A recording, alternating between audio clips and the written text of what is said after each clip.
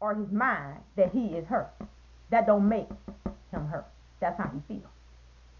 Vice versa, same difference. But we're talking about men right now. If she felt in her heart that she's him, that don't make her him. That's how she feels in her heart and in her mind. You understand? Now, this is my point. He can feel how he want to feel. She can feel how she want to feel. But don't force your beliefs on me. That's all I got to say.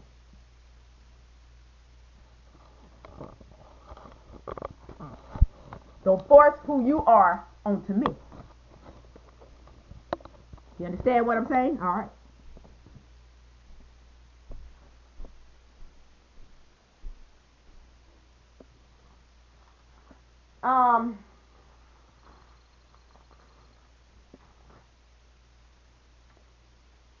Let me define the word rape for you all.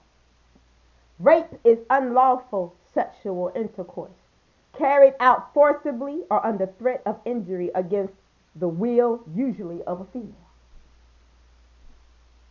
A man enters a woman's restroom, closed up in there with her, no one door, no windows, no other females in there, or it could be other females in there.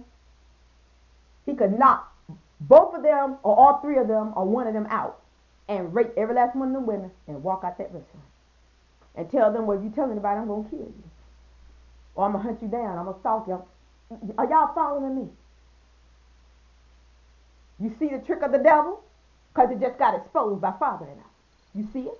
All right. There's always the threat of rape when a man is in a restroom with a woman. And you ain't nobody out there going to tell me it's not. What is a sanitary napkin? It's a menstrual pad. Do these men out there need it? No. A man will never need it. That's something only a woman knows about. You understand? And only a woman can be about. There's not a woman in this world, unless, I ain't talking about no whole skanks and stuff like that, because I know those types out there. But I'm talking about decent women, decent sisters, regardless of your ethnicity. When I say sisters. You don't want to be in no restroom changing your tampon or a sanitary napkin, and it's a man standing up in there.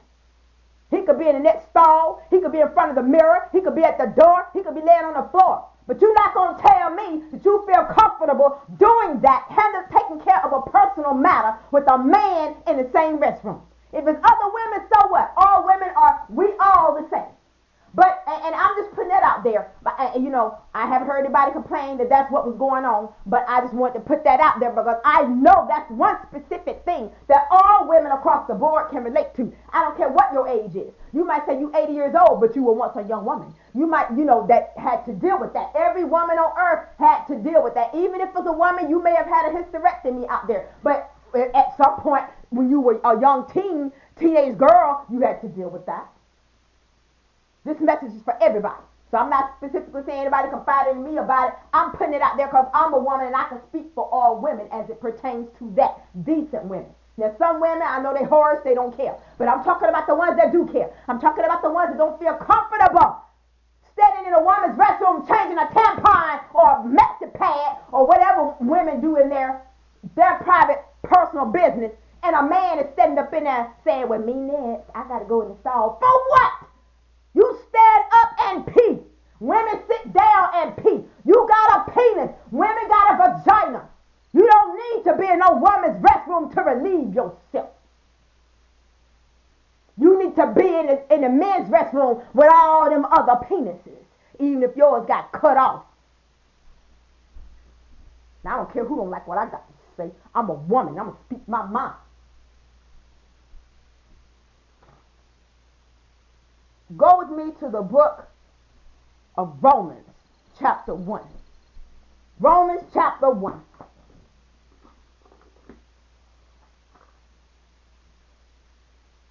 I'm going to start reading at verse 18.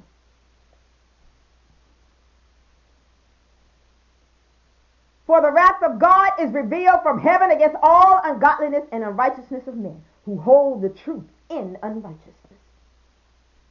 Because that which may be known of God is manifest in them, for God hath shown it unto them. For the invisible things of him from the creation of the world are clearly seen, being understood by the things that are made, even even his eternal power and Godhead, so that they are without excuse. Because that when they knew God, they glorified him not as God, neither were thankful, but became vain in their imagination, and their foolish heart was darkened. Professing themselves to be wise, they became fools, and changed the glory of the incorruptible God into an image made like to corruptible man, and to birds and four-footed beasts and creeping things. Wherefore God also gave them up to uncleanness through the lust of their own hearts, to dishonor their own bodies between themselves, who changed the truth of God into a lie, and worship and serve the creature more than the Creator, who is blessed forever. Amen. For this cause God gave them up unto vile affections, for even their women did change the natural use into that which is against nature. And likewise also the men, leaving the natural use of the woman, burned in their lust toward one another. Men with men working that which is unseemly, and receiving in themselves that recompense of their error which was meet. And even as they did not like to retain God in their faults, in their knowledge, God gave them over to a reprobate mind, to do those things which are not convenient, being filled with all unrighteousness, fornication, wickedness,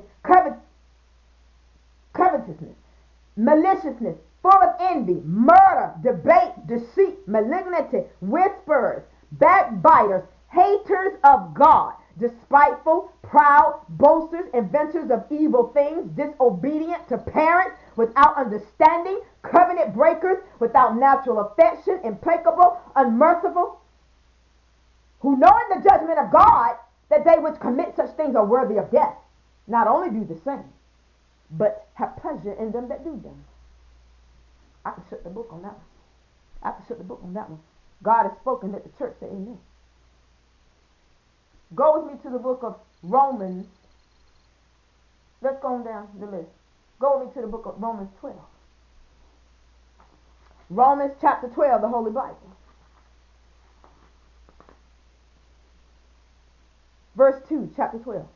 And be not conformed to this world, but be ye transformed by the renewing of your mind, that ye may prove what is that good and acceptable and perfect will of God.